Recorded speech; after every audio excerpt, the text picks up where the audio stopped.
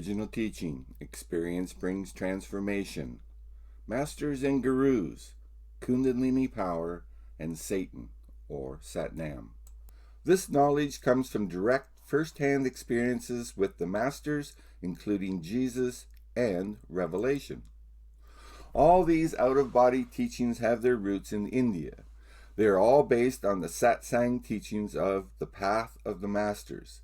They all worship Satnam as the creator, and right they are, for Satnam is the creator of this creation, but he is not the creator of you, nor is he God.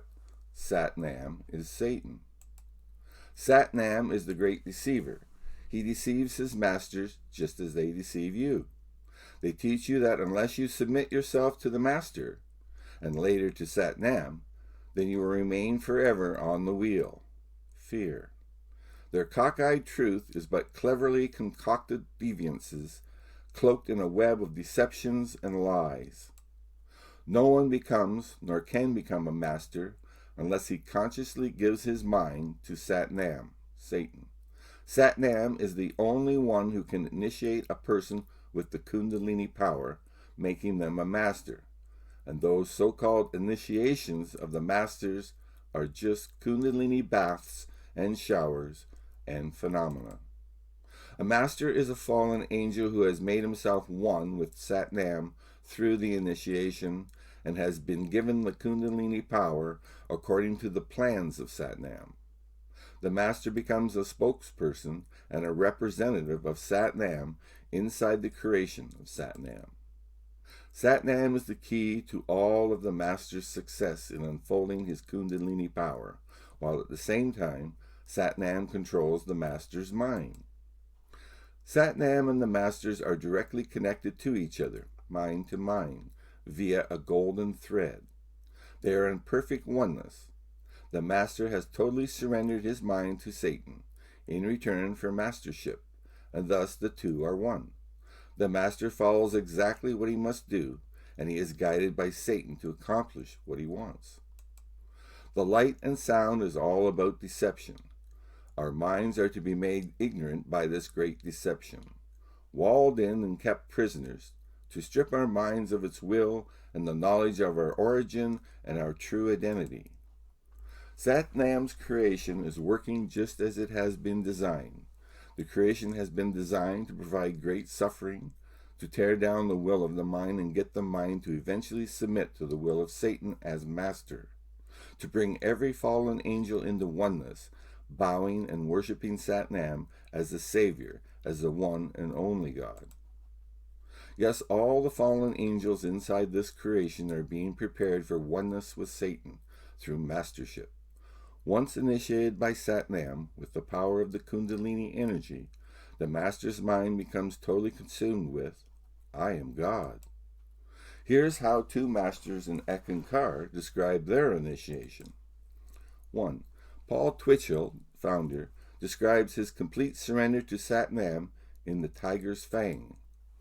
A giant shapeless thing seemed to appear from somewhere out of the light and hovered over us, watching, waiting, and staring as if ready to pounce upon us at the very moment it decided. There was an awfulness about it, whatever it was, and about the only impression I had of this shapeless being was that it was like an eagle with outstretched claws. A strange power flowed from it, downward, into us. A bellowing laughter roared through the light, yet it was not a sound but an electric moment, a power that ripped and tore into me, a motivating motion of light sensation. It thrust into me with a clash, collision, shock, and an impact that was astounding.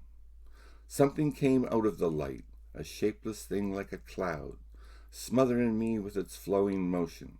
It attacked me with an impelling force of dynamic onset. It slashed, slit, split, ripped, cleaved, wrenched, and dismembered me with its terrible forces.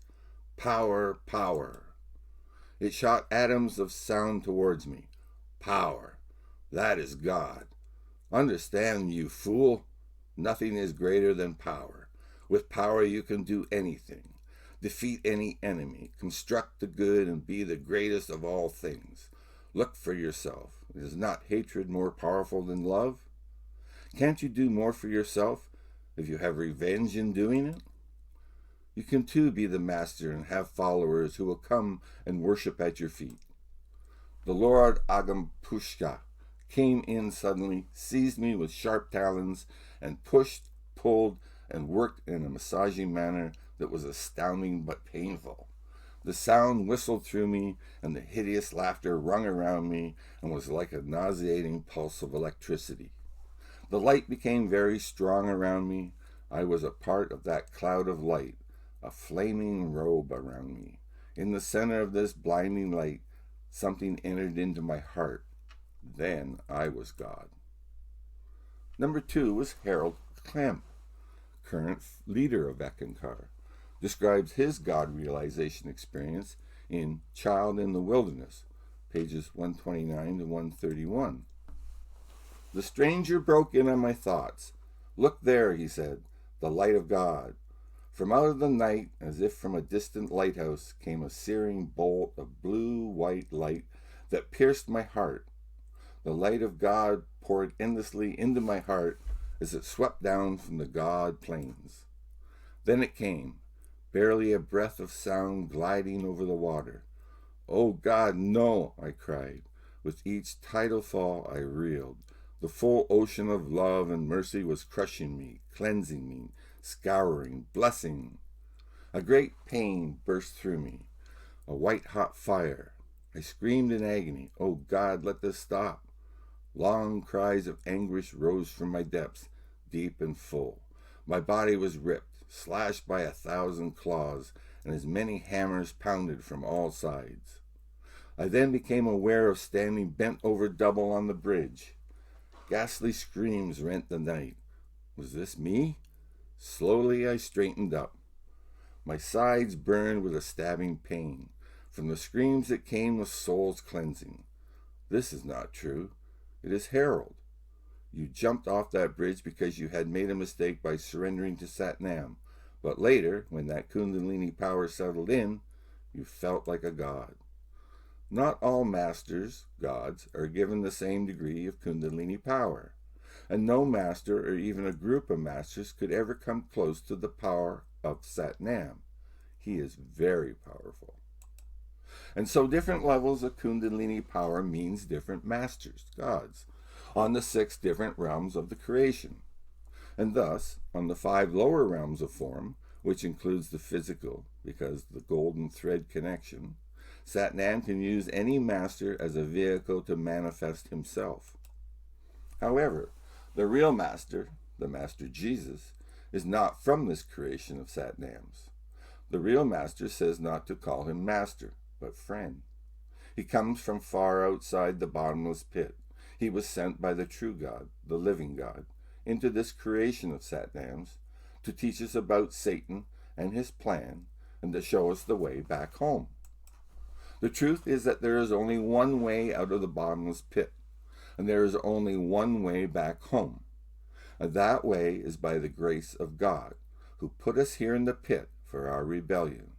All so-called spiritual paths or religious paths lead nowhere but servitude to Satan. It's a grand deception.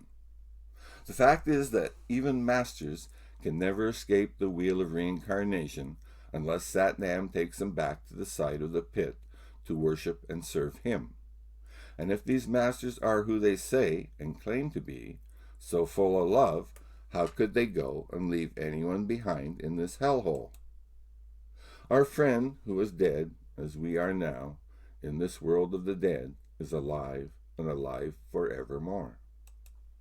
He and the other righteous angels operate just the same as they always have. They don't need physical bodies to do their work.